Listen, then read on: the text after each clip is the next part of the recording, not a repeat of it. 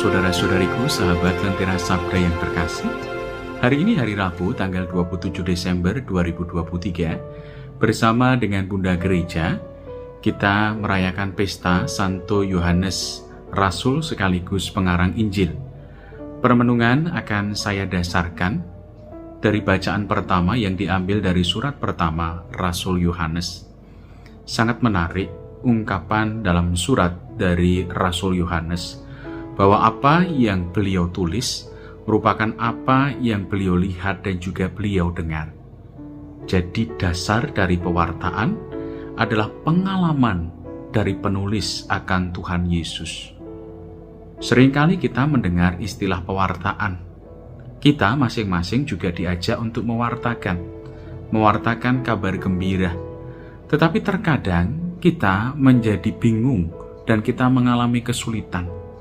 Bagaimana aku mewartakan kabar gembira atau bagaimana aku mewartakan Injil? Terkadang saja muncul sebuah pertanyaan, bagaimana Toromo untuk memahami kitab suci?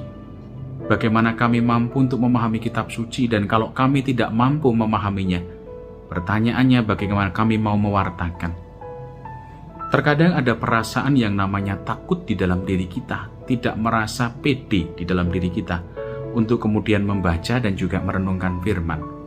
Tetapi satu kesadaran yang baik untuk kita tanamkan dalam hati kita, bahwa kemampuan untuk menelaah, untuk memahami firman, pertama-tama bukan kemampuan kita, tetapi karena Roh Kudus yang dihadirkan Tuhan dalam hati kita, sehingga kita mampu untuk menangkap firman itu. Ada satu latihan yang cukup menarik ketika kita membaca kitab suci. Bacalah kitab suci, apapun juga perikopanya.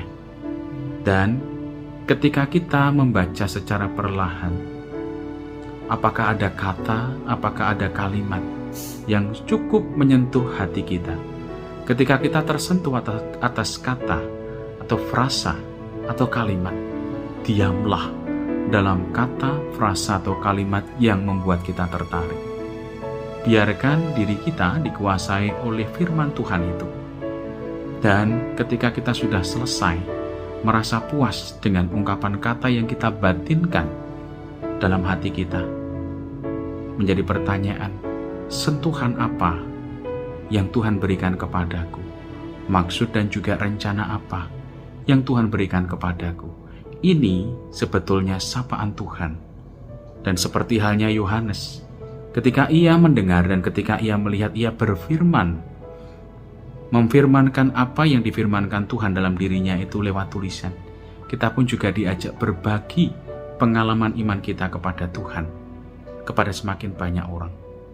Pertama-tama lewat apa? Sapaan Tuhan ketika kita mendalami kitab suci. Maka jangan pernah takut untuk mendalami kitab suci. Yakin dan pasti bahwa Allah mengaruniakan Roh Kudus yang menerangi budi kita untuk semakin memahami apa yang menjadi rencana kehendak-Nya di dalam hidup kita.